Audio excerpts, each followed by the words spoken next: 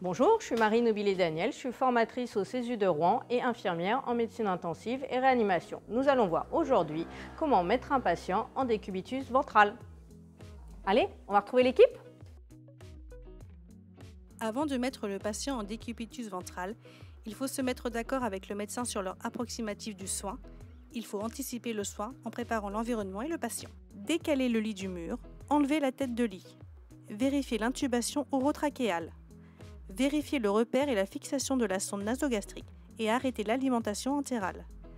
Vérifier les voies d'abord, réaliser une aspiration trachéale et une aspiration buccale.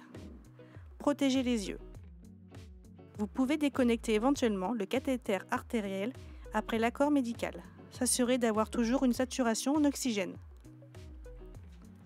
Nous avons besoin de 5 personnes, 2 de chaque côté et un médecin senior ou un interne expérimenté à la tête. Le décubitus ventral sera coordonné par le médecin. Alors, est-ce qu'on a tout préparé? Est-ce qu'on a mis le respi à 100%? Qu'on a tout le matériel, le drap propre, de quoi nettoyer le matelas? Oui. Les nouvelles électrodes? Derrière. Sur le patient, est-ce que vous l'avez aspiré? Avant, oui, Le soin de bouche? ça a été fait. Et il nous reste les yeux à fermer.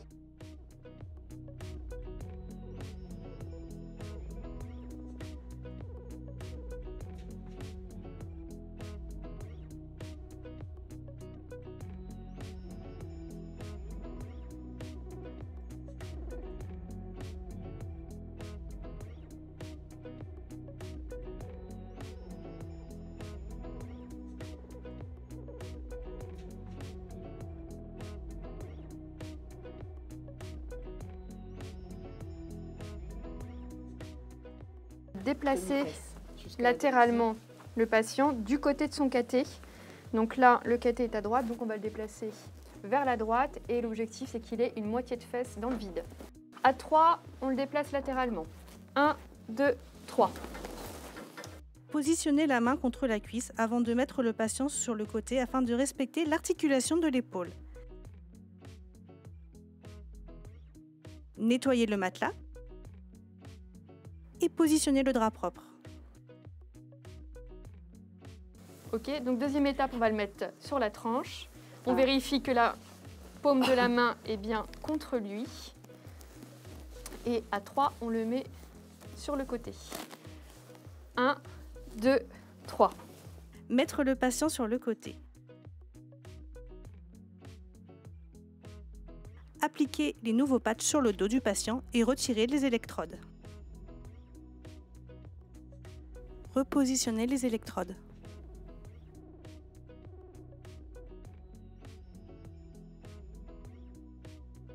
Enlevez les patchs et les électrodes du torse du patient. Tout le monde est prêt? Donc à 3, on va le mettre sur le ventre. 1, 2 et 3.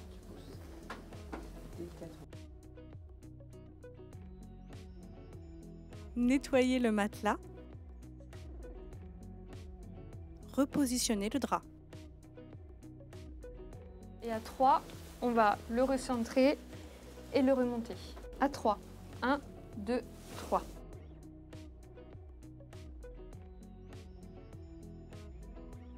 Donc le drap, tout le monde tire bien le drap à chacun de son côté. S'assurer de l'accessibilité de la sonde d'intubation, du cathéter central, de la sonde urinaire et des autres dispositifs.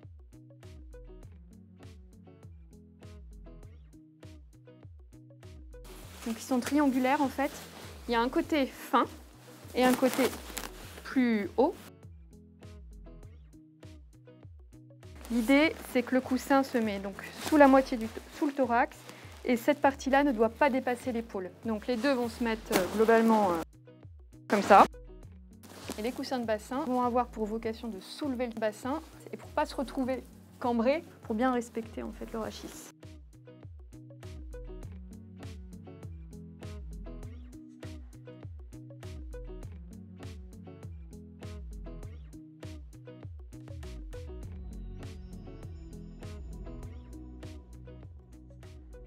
Faire attention au bon positionnement de la tête au niveau du trou du coussin.